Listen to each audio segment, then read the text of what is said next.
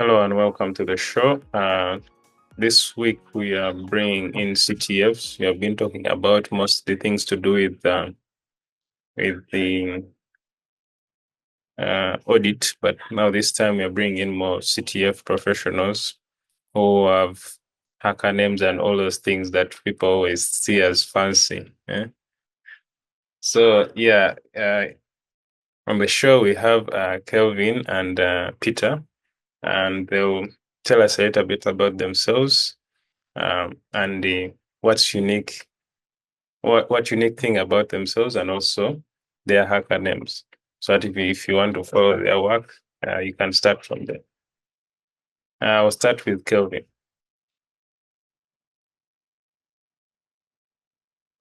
Sure. So I think by my official names, I'm Kelvin Zhao.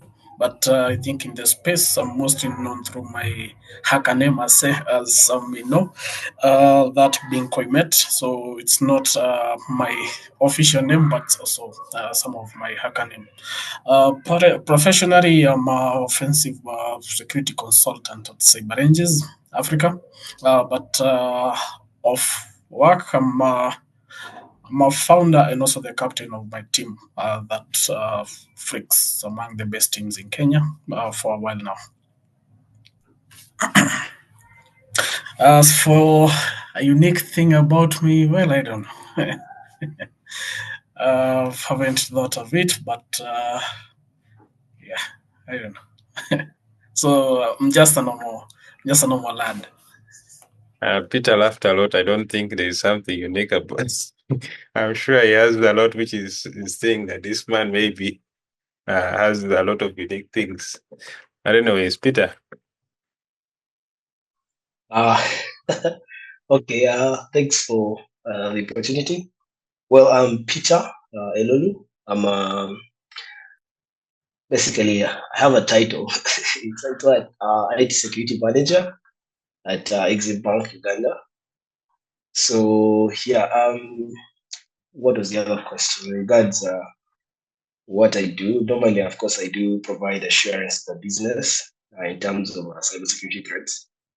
But also, of course, I majorly do basically uh, security related work at the bank. So yeah, I think that's how I can cut it out.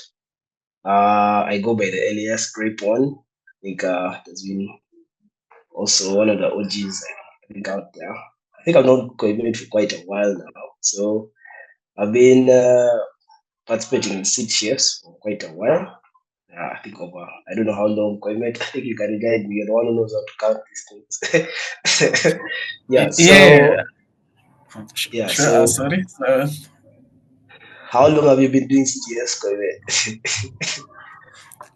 Personally, for me, since this is 2025, I think I started CTFs in 2019, but I wasn't that much active. So I think by the time we met, this was around August 2020. So that's when we invited you to join our team. So I don't know how many years it has been from 2020 till now, but you're still starting strong. Yeah, so that's basically how long. I think I've also been playing CTS for quite a while. I think also probably like a year or two before that, before joining Freaks. So what's special about me? There's nothing really. I'm just a noob. I'm always just trying to learn.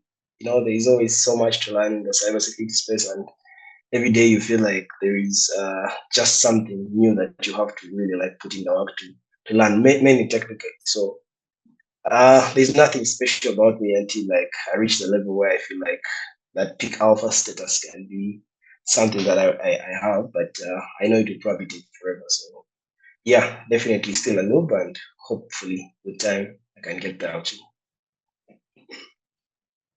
Thank you for that. So, if you're looking at it, CTFs, first of all, you're even saying CTF, you'll need to explain to us what CTFs are.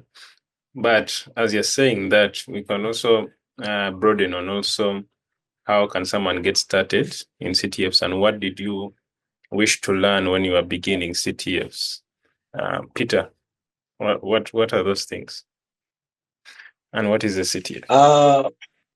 Okay, CTFs are basically capture the flag competitions. They're quite quite a number of them across the globe, and you can actually go on the CTF time and be able to track the different types of CTFs that are going on annually within different areas. From the CTF point of view, there is I would say it's more of like a climbing curve. There are different types of CTFs in terms of difficulty level.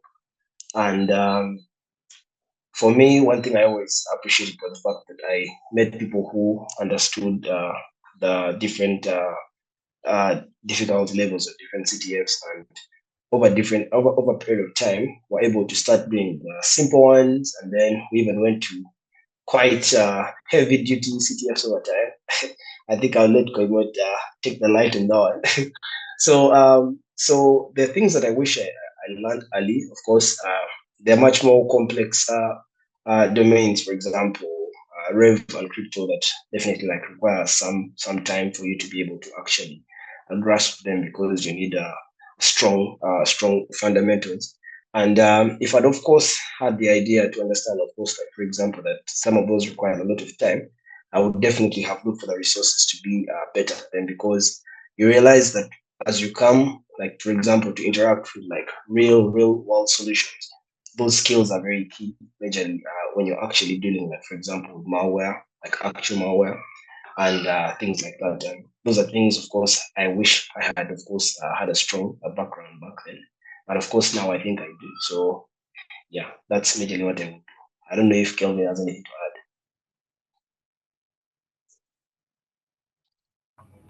I think you have pretty much said most of the things, but just to add, uh, yeah, I think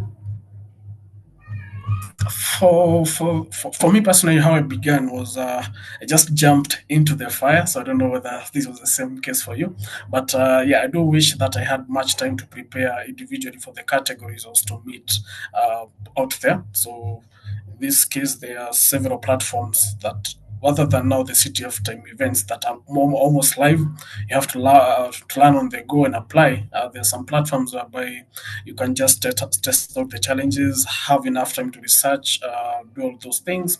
Then when meeting up a challenge, you're mostly prepared for the same. So if you get to prepare earlier, I think the best results come from that. Thank you for that. So you have talked of the tiers, like the specific ones. Which one should start with? Which ones come in mind? Are we talking of things like Pico, or which ones exactly?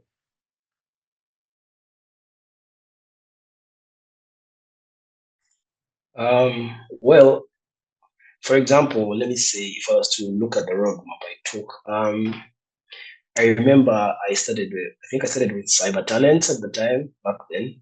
That was like one of those areas where basically the trend micro guys were around a lot within the East African cyberspace for a bit, trying to sell this product and all. And I remember like they actually offered some very good run-ups around the trainings. And I remember, I think that's then how I think we made Coinbase, because yeah, I think that's the time we won that thing, the one that was organized in Uganda. And of course, you would be, for example, in Uganda, and you're tracking who are the best guys in Kenya and probably trying to get to know them.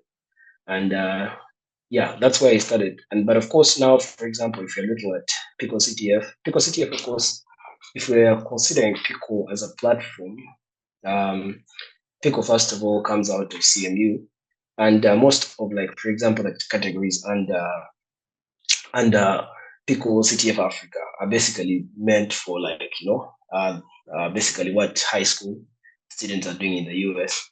And you find that, for example, here when we're doing the trainings, we're pushing them to university students because, of course, the difference in the quality of education. So it would be a nice platform to start on. But of course, as I said, most of the learning, it just depends on how fast and dedicated someone is. Because you can be able to scrape the internet for some really good material. majorly around most of these. It doesn't really have to be like, for example, professional course and things, but most of the actual information, like for example, the past CTFs that people have done, how the challenges were built, how they were solved. Those things basically give you insight on how best you can approach like the newer challenges that are coming in from the specific organization. Then you can plan and you can of course get better. So for me, my training point of choice, if, for example, if someone was to say, I want to start cybersecurity from zero in terms of like from a CTF best point of view, I'd recommend them to try like Pond College, because Pond College is basically the Arizona State University computer science class, and they offer basically they take people through like CS365 across the spring, fall, depending, of course, whatever time period they're in, and they offer these things over YouTube and Twitch. And you find that, of course, if you're an interested person, you could actually just go and study for free through their platform and be able to actually get through a full end-to-end training around the different domains. You will start from computing all the way up to like crypto and advanced topics, depending exactly how far you can try. But for me, it's one of the roadmaps I found to be very interesting and really something that you could do.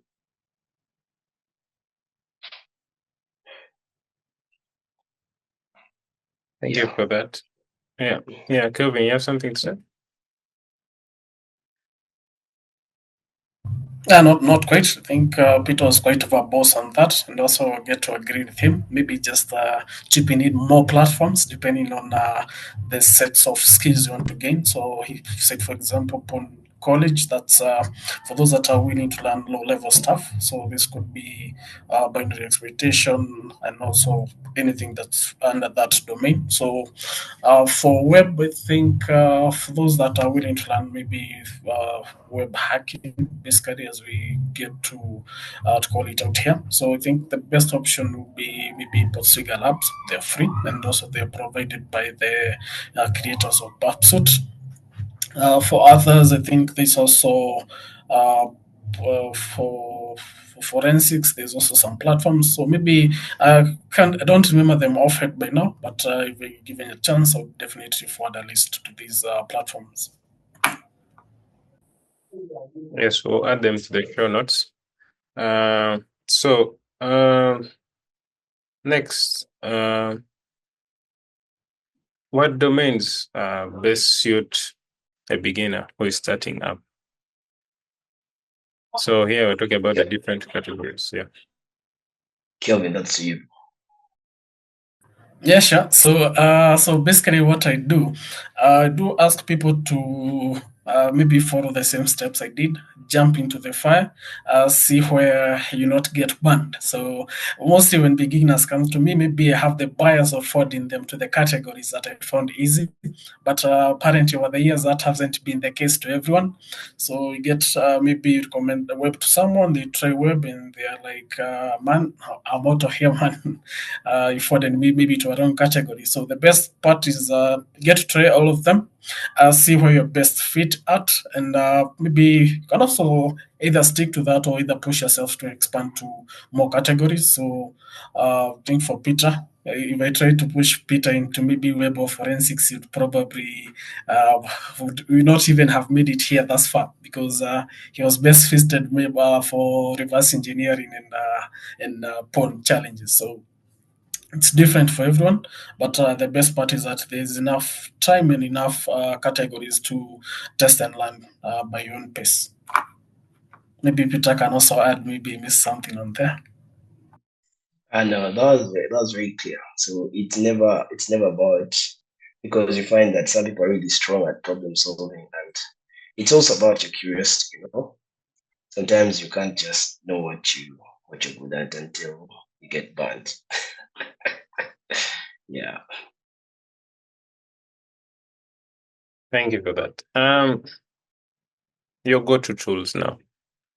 You have now entered the CTFs, and now what are those key tools that you come in handy each and every time that you're solving these CTFs?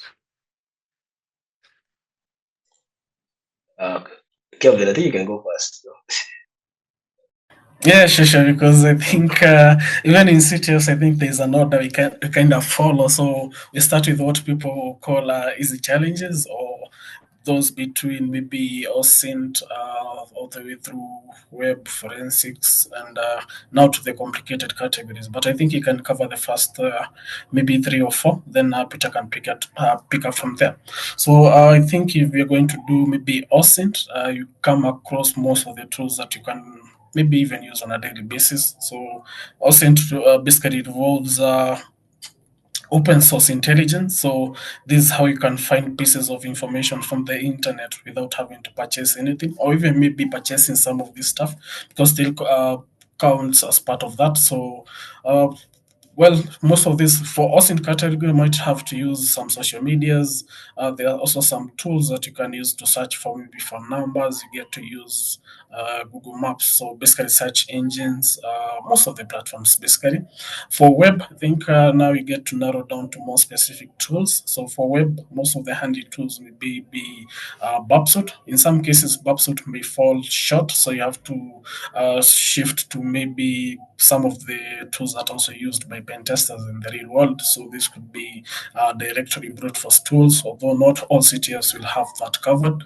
Other than that, you might also do some custom scripting, whereby you create a custom tool based on what the challenge is about. And but yeah, most of the popular tools they mostly apply. But since it is CTFs, depending on the difficulty or complexity, you might have to go further into the custom tools field as compared to commercial free open source tools that are out here already. For another category, that would be maybe forensics. So I think forensics, you can apply most of the tools that are already commercially available and also open source, depending again on the complexity. But some of my favorites used to be Volatility. So that was for memory forensics. I think there's now Volatility version 3. Also, it's not well supported, but you can still play around with it and also maybe get to script some of the plugins for it as well. Another tool would be, I think I've got used to using Binwalk. Yeah, I think that was for image analysis. So yeah, there are several tools that you can use out here. If you actually check through most of the forensic CTFs and check also on the tools that are used commercially, you get to tick a lot of boxes about these tools. Maybe even for malware, I think malware reverse engineering. Some part of it falls under forensics. So you might find the tools that you use for Maldocs.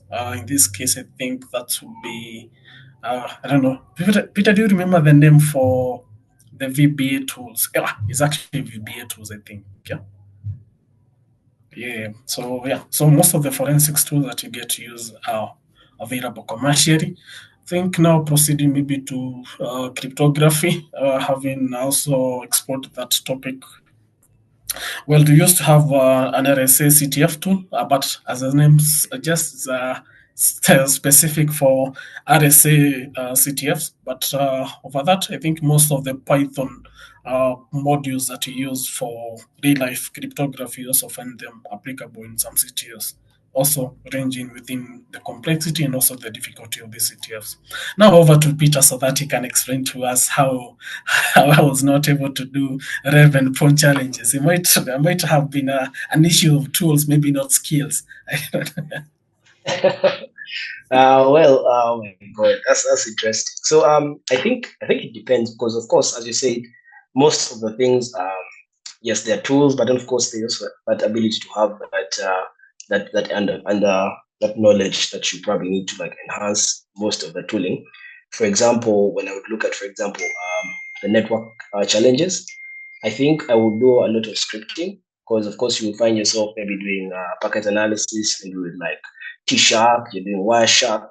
Basically, those are the tools you would use. But of course, when you get to like more man in the middle best kind of scenarios, you find yourself interacting with a lot of Scapy. And of course, you have to have some Python skills and write some scripts. So, of course, that would need core network knowledge at least to be able to interact with the different packets. So, that's majorly how you probably at least score on the network category. Then, of course, for the reverse engineering side, I think depending majorly how, of course, the challenge would come, but of course, you needed to have, of course, maybe like some strong scripting knowledge. That's, of course, Python. You would have tools like Radea, Ghidra, Ang management. That's basically automation that's coming out of PPP, but yes. So those are like the tools that will at least help to break down, at least in the reverse engineering side. I really like Ghidra a lot. I really like Ghidra a lot because it really used to break down things for me to a C level. And at that point, I knew that, well, I have to just interact with C and be able to understand what's going on. So those are the tools that I used to use. Then, of course, when we come to like .NET related with Brave, we probably have like some decompilers that we use, for example, like Dnspy, .pic. Those are also like very good tools to have on your arsenal, because you would also, of course, have those ones there anytime ready to fire. So I think I think we used to have also XSD. Basically, it's normally with reverse engineering, you're looking at a lot of file structure manipulation, and you want to be able to understand what you're actually dealing with before even you get to try to reverse engineer what you're working with.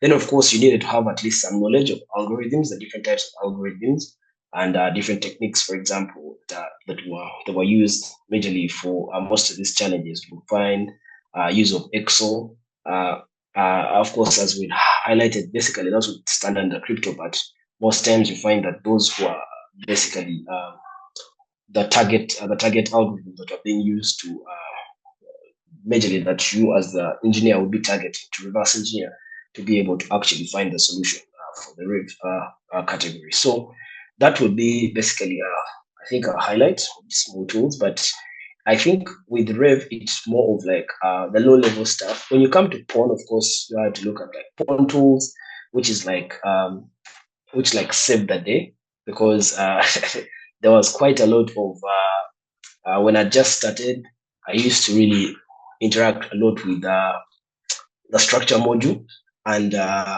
wow, it was quite difficult, because when Pawn tools came in, it made things so much easier, and it really made it made it very easy for us to be able to like interact with many like remote binaries, and that was basically what eased my way into most of these challenges. So I think we might say it is a tooling problem. I don't know, but of course, it was of course trying to really get down to low level to understand exactly what we're actually working with. And sometimes I don't know. I feel like maybe Koimeti can help me on this one. I feel like when I feel like many tools nowadays have made so many people lazy.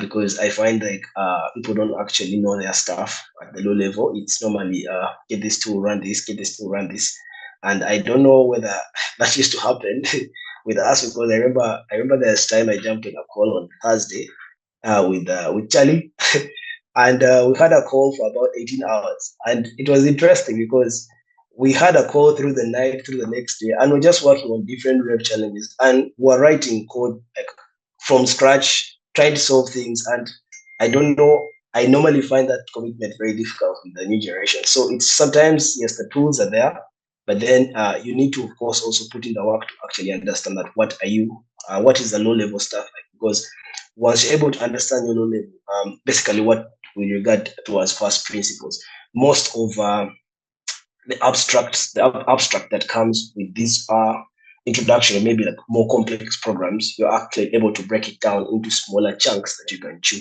So that has been my experience with, of course, building your toolkits, because for example, when you solve a challenge today, you're going to probably write some scripts that allow you to interact maybe with a specific algorithm, and you're going to keep that as something that you're going to build up on. So you, of course, need, I think, to make a very good CTF, you have to have at least some knowledge of scripting, because it eases your work under scenarios where you don't have like advanced knowledge around certain domains. So that's how I would leave it at that answer. Yeah.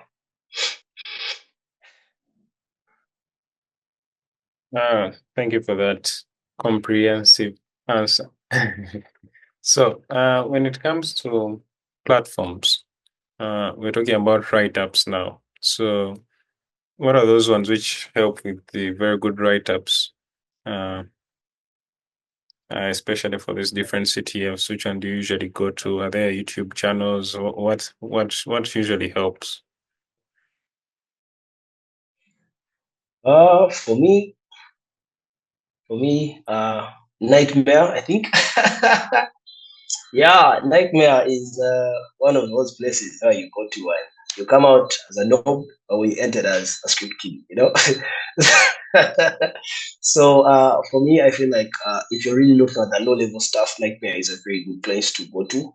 Of course, there are also books that you need to probably read that also, of course, enhance your knowledge. Because the thing is, you can't just, if you're looking at reading CTFs, you're going to be, of course, working with what people already know, how they solve problems. But the best approach would be, for example, how I would go to Nightmare, I would pick up a challenge, I will rewrite the script, the vulnerable code on my own machine, set up an environment, and be able to actually interact with it and know how to actually interact with the binary on my own workstation. Because most times people just read through different things, but they don't actually build scenarios or build labs to actually understand what's going on. So for me, it's Nightmare. Then if I'm looking at, there's some Russian book. I'll share it also with as an add-on that I used to use majorly around Windows internals in terms of reverse engineering Windows executables. That one also worked very well for me. But when it comes to general information, most of it is depending exactly what you want to do. It's available, you know. You just have to be able to, one, as I said, depending on the CTF. If there's a CTF today, maybe it's Okello CTF edition 2. Definitely there's going to probably be Okello CTF edition 1, and there were different challenge creators that created, and I'll go through. If it's maybe like on CTF time, you're going to see people who have done it over time, and maybe they had write-ups for the different challenges. That's how best you would approach looking out for actual history around CTFs. So that's like the easiest way to do it. But most times, as I recommend, you have to build your own labs. You have to be able to understand why something, for example, is vulnerable. Or for that's majorly if you look at from the reverse engineering and binary exploitation side of view. Also, I think even the web scenario would also fall in the same. You just have to understand, for example, why was this code vulnerable? What vulnerable function was used in maybe compiling this binary? Things like that are very key, majorly to feeding your knowledge into making you a stronger CTF player. Yeah. Maybe Kelvin, you can add on. Maybe if I missed any. Not quite. I think you covered most of the things. I do remember back in the days we used to have the archives of older challenges. So maybe you go to CTF time, script through the write-ups for the whole series, and we share in the group. But now I think there's also what I call cyber training platform. So I think my employer where I currently work, we also deal with they're not mostly CTFs because you're not hunting for flags actively, but you're providing with the necessary knowledge to tackle some of these CTF challenges or what I've seen others create. So it's also you can also maybe check through the cyber training platforms. But if you want to stick to CTF write-ups, basically CTF time is the way to go. I also have a GitHub repository whereby I had compiled most of the write-ups, maybe in web category. I was also looking for others to add in the other categories, but it's quite tedious because you'd spend hours and hours scouting through maybe medium blog pages, personal blog pages, web archives. So yeah, I did hundreds of them. You can find some of the write-ups there for mostly the web category, and also I think also did something on the mobile category. But for again Rev and also the binary exploitation, I think Peter has mentioned where you could get some of that. Yeah, for our audience, don't worry about that. All will be included in the show notes. You talked of heavy duty challenges, specifically CTFs. Which ones are those ones? So if someone wants to now go the highway, actually, where does he start from? Kelvin, you can take us through that one. Sure. So I think in the world of CTFs, the what you call so if you're using maybe CTF time, whereby just CTF time is more like a CTF calendar for the year. So you have an event, you get to add it on that platform. So you have some of the details that you can add, including the difficulty and also the categories that will be covered. So if someone wants to go for the hard things, there are some CTFs that are mostly popular. I think the most popular one would be maybe Google CTF because everyone uses Google basically, but there are also others that are maybe equal in difficulty and also test on a wide range of skills, including some might have maybe 0 days. So CTF time would be the platform, and also if you check on the rating and also maybe the team behind the CTF, you get to know how the CTF would be, or rather the quality of that CTF that you're about to tackle head on. So you want to go hard, check through CTF time. I think the calendar for the year is almost, I think, by now you can see CTFs that have been published there for months to come. Then from there, as I said, through the teams behind them, go through their write ups, go through the CTFs they have organized before, also their write ups, and maybe you might be prepared to handle them, but they hit hard and fast.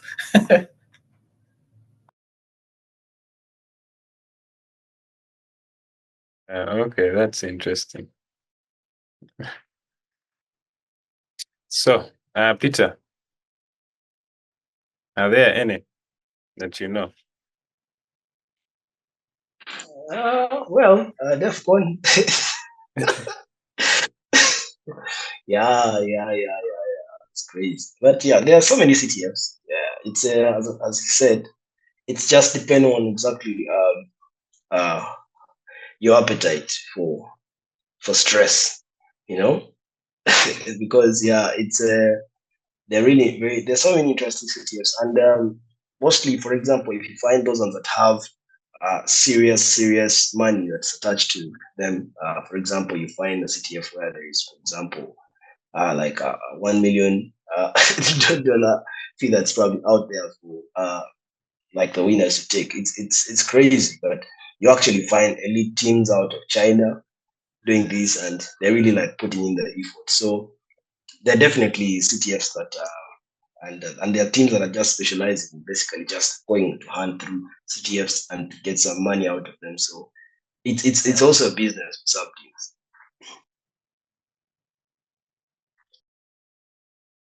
Interesting. So someone sets up just a team to fight to get the money for CTFs. That's really interesting. So what's been the most challenging CTF you've had so far? I have a feeling you're going to talk of DEFCON, but first, Peter. Koimet, I think for me that's one of my experiences, I would say, because I think DEFCON was not easy. It's never been easy. yeah, it's never been easy. So I think that is one of the biggest that's one of the biggest bone we ever tried to eat, I guess. But it was a very good one. I think that's one of the best CTFs I think we did in terms of as a team. Because I don't know what position did we come out via qualifiers? We qualified twice. Yeah, we qualified twice. I think the first was in 2020. We were 16th in the qualifications and also 16th in the finals. But our best one yet was in the 2021 version, whereby I think we got was it number 7 in the qualifications? I actually don't fully remember. It was number 7 at 14. Yeah, number 7 and finals, we came out in 14th. But yeah, the finals were quite something. But well, at least of the 20 teams, we had 14th. And some of these teams had twice the number our team had. So yeah, we tried our best. But just also to add, so I think on others, hard CTFs that you have come across other than the DEFCON, I think there'll be Google CTF. That's from the US mostly. For another one would be hot. I think we also played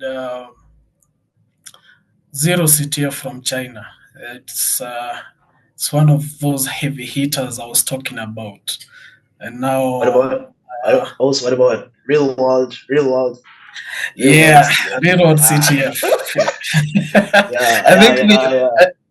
I was reading the Real world. writers through the years, and they had couple of 0 days dropped in those challenges. So it's Yeah. Real world is quite crazy. So as I said, it depends on how much stress you want to put yourself into. But also, the most beautiful thing is that once you come out of like one of those like tier one CTFs and you come back to to like come back to the less hard and less complex CTFs, you actually find that you learned quite a number of new tricks that are really very efficient.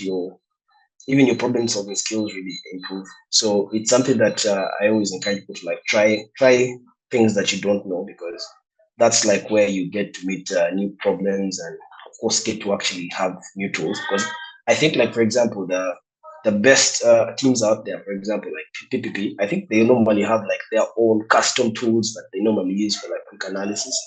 And of course, there are things that you can also, of course, like pick out. For example, if there's some open source tools that they do have, I think that's how, for example, I really landed into like anger management and all, and really just trying to like understand how it works, how it would improve my flow, majorly around the binary analysis. So it's majorly the hard stuff that of course builds your resume and into becoming a better problem solver. Yeah. As we are drawing towards the end, how have CTFs impacted your day-to-day work? Kelvin, let's start with you.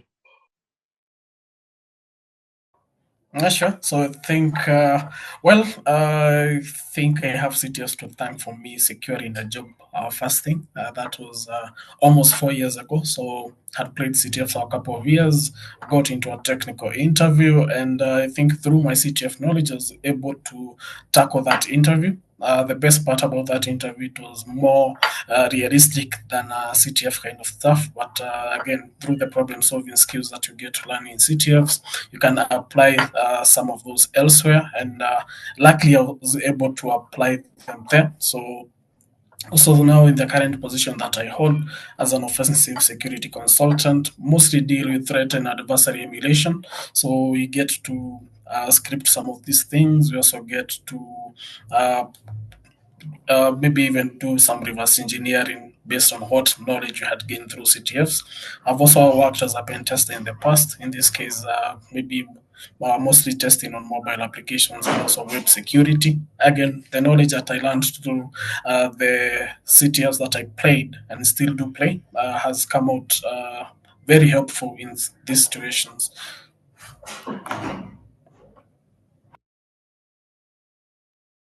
Peter, how has it just been?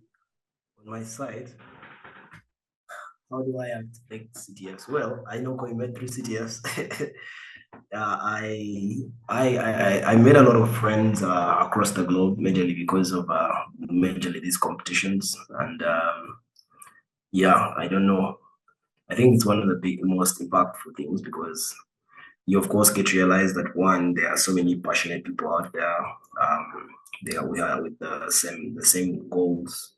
You also get to, of course, realize that in your journey, in your room alone, you're not like alone, because there are other people out there that are also doing the same things, and that's how basically you build your network. Because, for example, I feel like it's so interesting, because one of the biggest things I look at, for example, is if I'm to look at like a freaks game, and exactly what happened after, when we were all involved in most of these competitions. It's like everyone got hired at once, It's like, because of the network, you find that this person is available, and you find that someone will tell you that, okay, like for example, I don't know how many of you fix guys are where you're working, but it's quite a number of people, and that's because of that network. You get to realize at least that I actually know people who are actually technically capable of doing work, and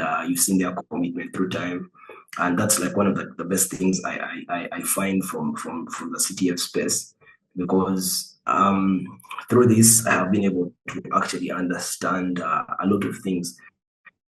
Because if I'm to look at it from a day-to-day point of view, most of the skills I have are based off CTFs. Also getting my job, basically the skills that I learned in my room out there. And by that time, even, I don't know, because I remember the time I was really participating active in CTFs. In Uganda, there were very, very few CTF players. Most of the people that I look at are now joining CTFs in like 2024, 2023. And you find that it's really been a while since we've been going through. Because even, yeah, and I also got some free money around, because, there are some CTFs that were coming in, and yeah, because I had like vast experience, I would definitely just walk into a CTF and I know that I'm living in the bag. So yeah, yeah. So that was how the journey has been. So it's been amazing, and I really have a CTF majorly to thank for the skills that I have right now. So there's one last question I want to chime in here, which is not the last, the second last. I want to chime in here. How do you, because definitely you always practice the CTFs, how do you usually allocate and be like, okay, this time I'll be doing CTFs, or it's usually around the competition time that you usually prepare along for a specific competition? How is it like? How is your preparation like? Well, for me, my calendar is synced. I think I have my Google Calendar synced with CTF time calendar, so all the CTFs appear in my personal calendar. So I get to choose, like for example, if the weekend is kicking in, I know, for example, maybe like there are maybe like 3 CTFs that are happening. You review exactly their difficulty level. If they're like so low level, I don't really go and try them most times, because I always want to feel like giving my time to like really something that's really that's really going to try and test me so that I can learn new things. Normally, I think that is like the easiest way to sync your calendar, because you can just upload the calendar to you and you know exactly what to expect over time, because you don't have to always go to CTF time. And then, of course, you need to have, for example, you need to have time, because sometimes you find that there is a mix of work and of course the CTFs within the same time frame. So sometimes it's really difficult to choose what to do. But nowadays, I think I go into CTFs not with the idea of, for example, that I'm going to win. I know normally I just go, for example, with the idea that, okay, I want to learn as much as I can. What new techniques are there? What new tools are there? Because, of course, security keeps changing. There have been newer categories that have been introduced. There have been new domains that have been introduced. It's no longer as small as it used to be. Nowadays, you find CTF challenges that have some form of like prompt injection.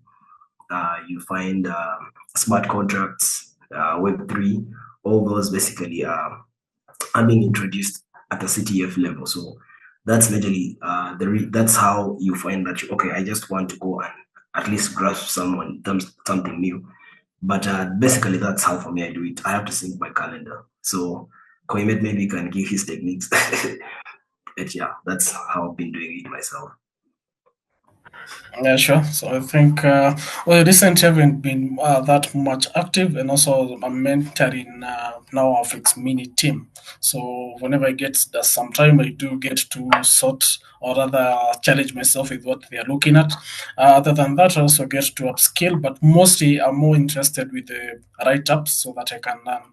As Peter mentioned, what new techniques they are testing now, or what new technologies can even test later myself. So I think in the past when I've been involved in CTF creation, so mostly go through the write-ups, see what new challenges out there, get new ideas that I can also compile into now a challenge like experience for myself. So that's pretty much. So, well, I have some sort of an addiction. So I guess this is a unique thing with me. So every day in the morning, whenever I log in into my PC, I find myself logging in automatically to CTF time. So this has gone on for years, from I think 2020. So yeah, by now it's a normal thing. So instead of manually syncing a calendar, which would simplify things, most definitely find myself on CTF timely. So I just get to see these events, also check their complexity and difficulty, see whether they are worth testing out, and also if there are no collisions with maybe work stuff, I can just test them out and try out a challenge or two. Okay. In conclusion, I would like to know your parting shots, starting from Peter. I beg your pardon? Parting shots. What are your parting shots? Well, I think for me, it's just always encourage mostly, like, for example, now from going back locally, like, for example, the UG space. I know, of course, together with some colleagues, we started the Ubuntu community. I think we have right now about like over 600 students normally who are trying to pick interest. And majorly this is to them to, of course, ensure that, you know, they always try to push themselves, because most times I feel like, as I said, many people want to join cybersecurity. It's basically, I don't know, I think nowadays people are in for the money and all, but it's a very rough road. And for example, and it's very competitive. You can get very obsolete, like very fast, really, if you don't practice. And also, you need to be able to understand that mentorship is very important from a point of trying to actually skill up. Sometimes you don't have to like just sit down and be on your computer and you know and say, for example, I'm putting in all this work and it's not happening. Sometimes you have to just go out and network, try and meet new people, try and check out what the cybersecurity space is like. You may be like in your areas. Sometimes people, I don't know, I always find like they're very young people who always want to say that they're very knowledgeable in the field, and they more like put themselves in the corner. So it's always good to be humble and try to ensure that you learn as much as you can from what the industry is growing into, and also what the people around you can teach you. So with that, those are my ending remarks. Yeah.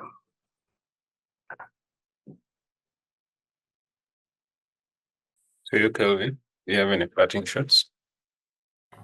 Yeah, sure. So I think for anyone who'd like to begin in CTFs, well, if you have already gone through what you have said, maybe these platforms, another way would be at least reading a walkthrough a day. So by the end of the year, I have read at least 365 walkthroughs, and maybe probably have taken some notes.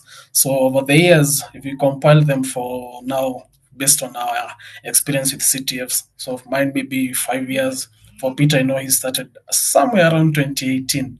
That I know because I checked through his CTF time profile. So he has been around for quite a while. So you can imagine how many walkthroughs he has read since, and how much of the knowledge he has gained from that, and how much he can apply from that. So I think it's a good thing.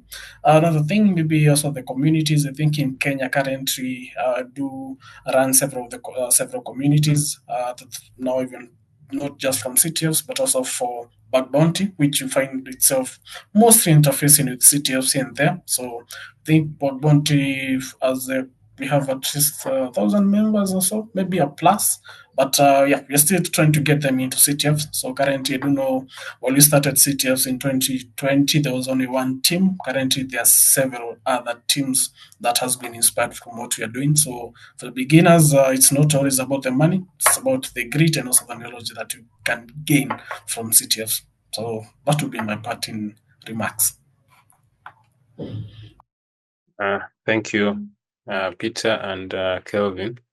Definitely, I'm sure many will pick a lot from this episode. With that, I would like to end here. Have a good one.